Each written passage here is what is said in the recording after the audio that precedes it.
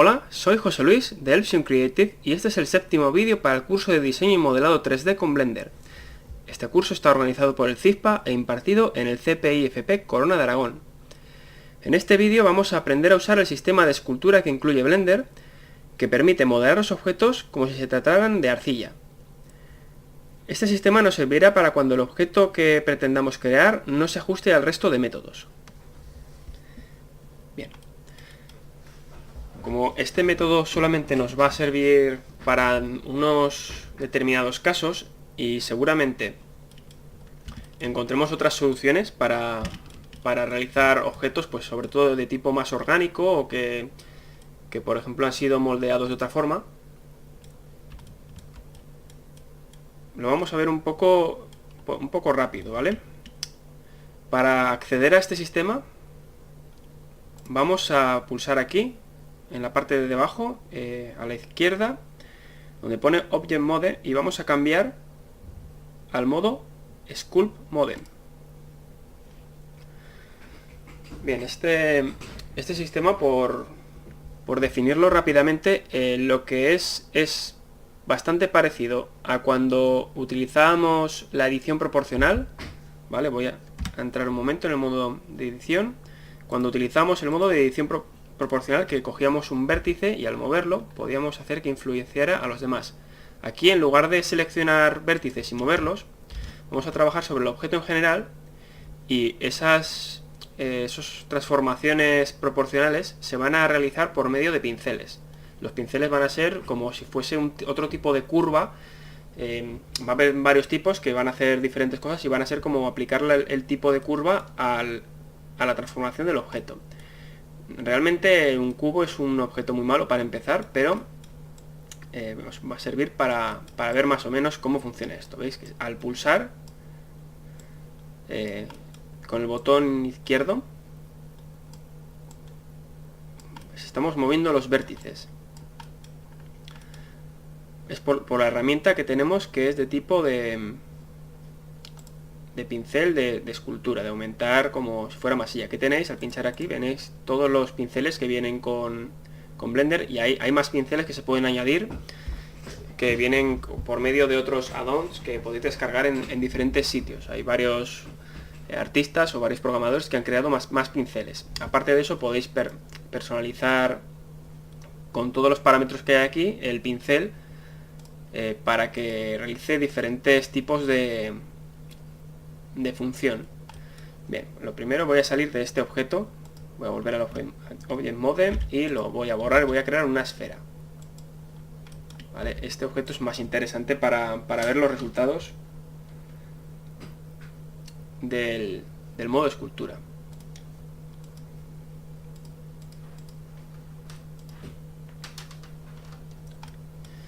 Bien, bueno, veis que todo lo que hago se hace tanto en la izquierda como en la derecha, porque tengo activado en la opción de simetría que haga espejo en la X. Esto, pues como muchos de los objetos que vamos a manipular siempre van a ser simétricos, pues lo da por sentado que esa simetría comience activada. Bien, hay objetos, bueno, está el objeto, por ejemplo, que es suavizar, que puede venir bien cuando tengamos objetos que requieran, con muchos polígonos y que requieran suavizar alguna parte en concreto. Esto va a ser cuando tratemos objetos un poco tipo orgánico, aunque no es común seleccionar esta herramienta aquí, porque al pulsar Shift ya suaviza automáticamente.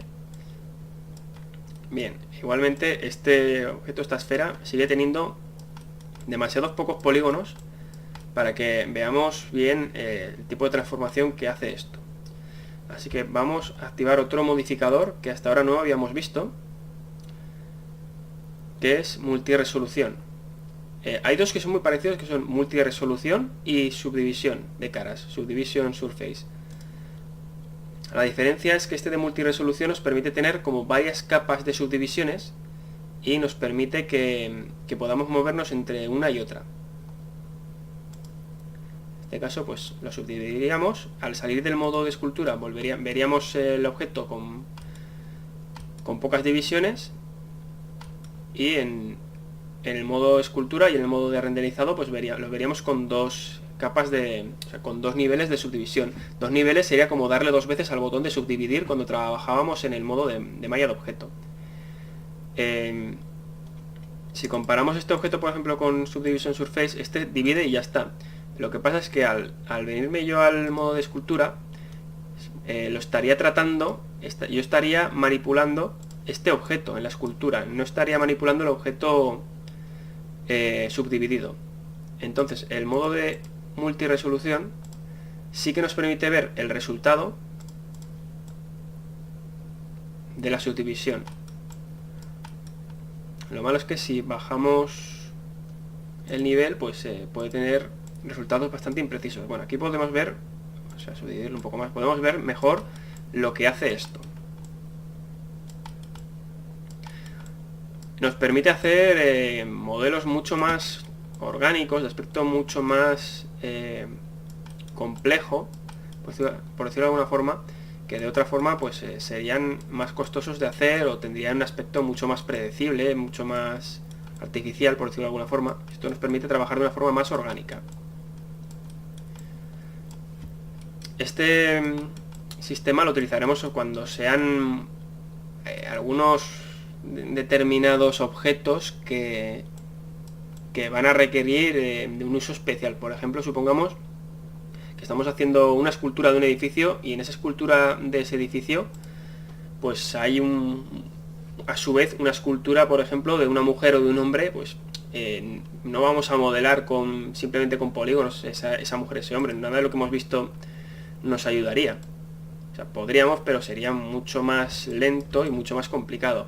Con esto, en cambio, pues podríamos llegar en un momento dado a hacer formas humanas o formas de animales, hacer formas también de plantas, porque algunos edificios tienen decoraciones florales.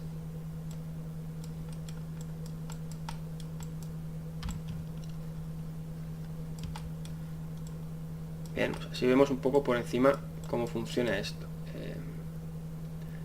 Normal que, como estas herramientas no todas funcionan de la forma más adecuada, que vayamos modificándolas. Por ejemplo, esto que he tocado aquí cambia la caída de la curva. Os acordaréis que en la edición proporcional también teníamos estas curvas, teníamos el suavizado, esfera. Bueno, pues en concreto también es un poco personal a lo mejor esta herramienta de agarrar, de mover, que pinchamos en una parte del objeto y la movemos. Pues me parece que la forma más precisa o que más útil resulta de manejarla es cuando le aplicamos una curva, en lugar de suavizada, sea muy puntiaguda. Me parece que funciona mejor.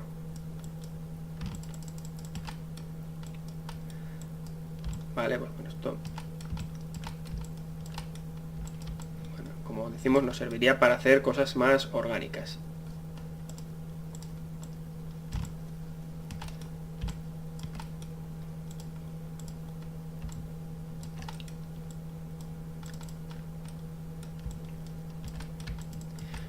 Es otra forma de trabajar. Realmente no vamos a llegar a ninguna conclusión, a ningún modelo, a algún objeto, que no habríamos llegado igualmente dedicándole otro tiempo en el modo de edición de objetos.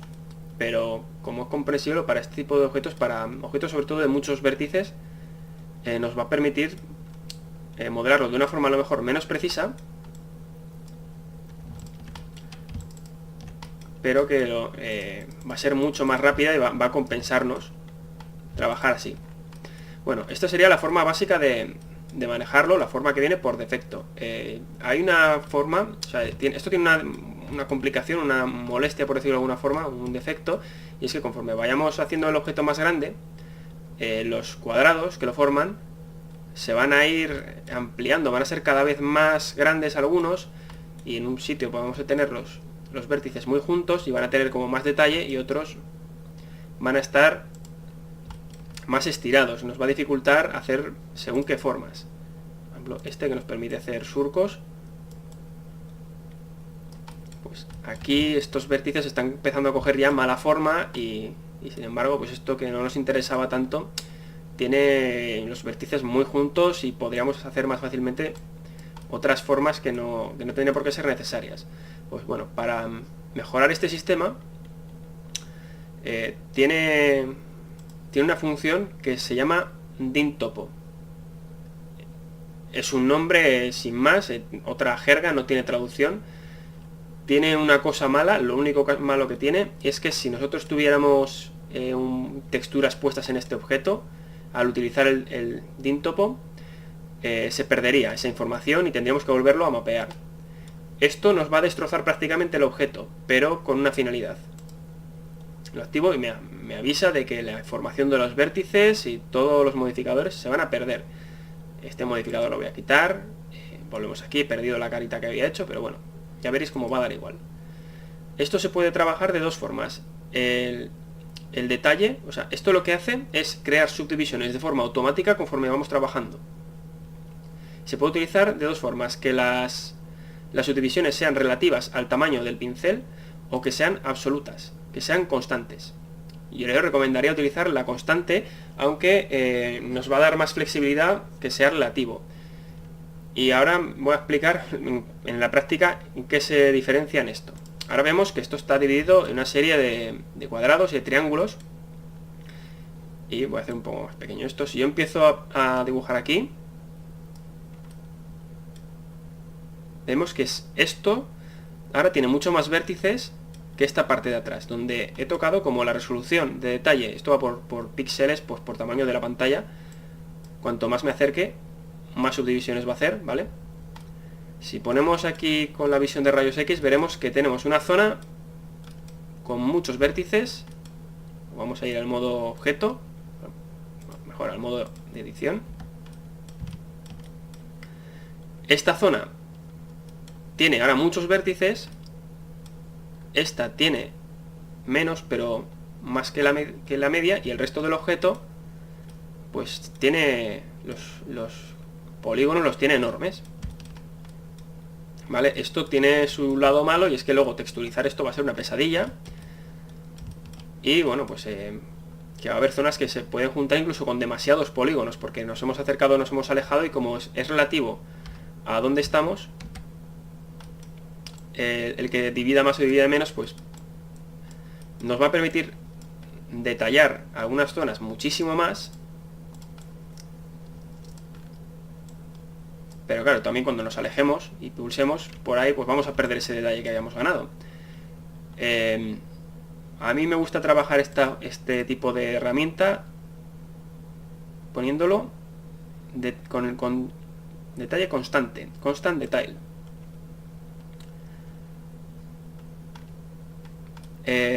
Igualmente, donde no hayamos trabajado, seguirá viendo el detalle que había. A ver, esto creo que era cuanto más pequeño mejor. Si no, sí.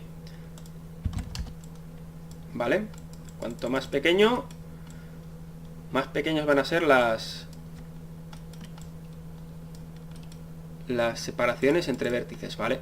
Ahora pues igualmente tengo una zona con más vértices y otra con menos, pero no va a depender de a qué distancia tengo yo la cámara, sino que va a ser una cosa general. Si yo ahora cojo esto que por ejemplo modifica muy poquito la malla y toco un poco todo el objeto, ya todo el objeto va a tener el mismo nivel de subdivisiones o muy parecido. Esto va a ser luego más fácil de tratar. Como veis, son todo triángulos, y como os haber estado diciendo hasta ahora, hay que procurar que siempre las caras sean cuadriláteros, que tengan 4 vértices, para que nos deje manipularlas y hacer loops.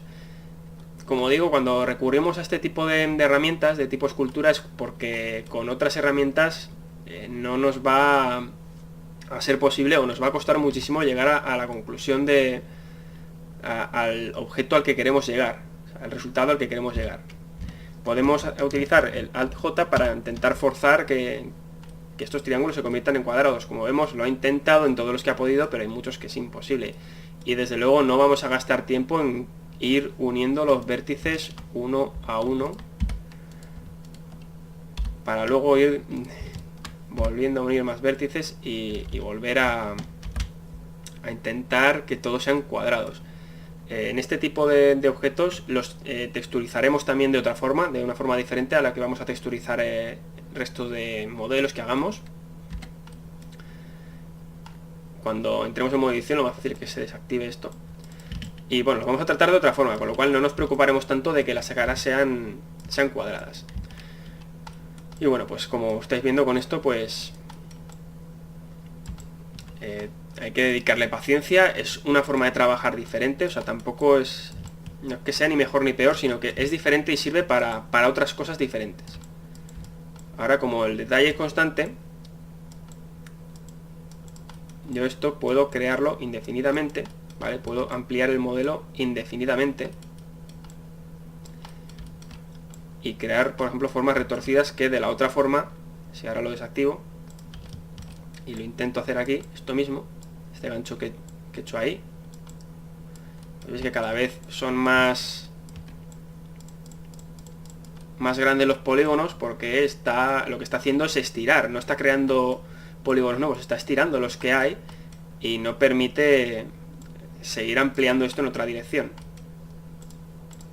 En cambio, si lo activamos, ya en cuanto lo tocamos unas cuantas veces esto, ya estamos subdividiéndolo. Pues bueno, aquí esto parece una especie de foca gorda. Cosa muy curiosa. Bueno, digamos que prácticamente solo utilizar este modificador ya daría como para otro curso entero. Aprender a manejar esto. Seguramente os sonarán programas que se dedican solo a utilizar este tipo de herramientas. Por ejemplo, ZBrush utiliza solamente esta herramienta, tiene algún otro método, pero en su punto fuerte o prácticamente casi todo el programa está basado en esta herramienta. Y bueno, pues para ser honestos, para ser sinceros, el ZBrush maneja mejor esta herramienta que Blender. Pero no obstante, Blender también tiene la suya propia y en un momento dado pues nos puede sacar de un apuro cuando queramos hacer un modelo muy concreto, de alguna forma, para añadir pues una escultura, en caso de construcción de edificios, pues alguna gárgola o algún modelo que queramos hacer y que queramos incluir en el resultado final, y que pues modelarlo con métodos normales, moviendo los vértices, nos parezca una barbaridad. ¿Vale? Es una herramienta como bastante intuitiva y es como jugar con barro. Es simplemente una forma completamente diferente de entender el modelo. Y bueno, pues como veis aquí tenemos un montonazo de polígonos que ahora habría que texturizar. Medios para manejar luego esto, bueno, pues están, por ejemplo, el modificador de decimate, de diezmar, que pues podríamos reducir los vértices que tiene este objeto. Pero claro, si hemos hecho detalles muy concretos, así, si yo aquí hubiese querido, por ejemplo, hacer una especie de cara del bicho y necesito más subdivisiones, pues cambio el detalle constante pues por el detalle relativo, hago más pequeño el pincel y quiero hacerle más detalles a esto, este bicho, lo que sea, pues le hago que si la nariz, que si la boca, bueno, así muy rápido no me interesa hacerlo demasiado bien ahora mismo. Bueno, pues evidentemente al hacerle el diezmado, pues se va a reducir todo al mismo detalle y pues va a llegar un momento que se va a perder ese trabajo que hemos hecho. Entonces simplemente hacerle un diezmado para luego texturizarlo teniendo menos polígonos, para tener menos polígonos y texturizar, y luego volverlo a subdividir, podría no merecer la pena, o sí, depende de lo que nos pida el modelo. Y bueno, la verdad es que esto ahora mismo no profundizaría mucho más en este sistema. Si más adelante hacemos algún otro curso relacionado con esto, pues podremos centrarnos un poco más en él. Pero bueno, para el modelo concreto que vamos a hacer, de hecho creo que si se utiliza, se utilizará en pocos elementos. Bueno, en el próximo vídeo ya será el último vídeo de de la parte teórica de las herramientas, y lo que vamos a dedicar en ese vídeo va a ser a ver cómo añadir las texturas a los objetos y cómo descomponer las superficies para colocar esas texturas como nosotros queramos.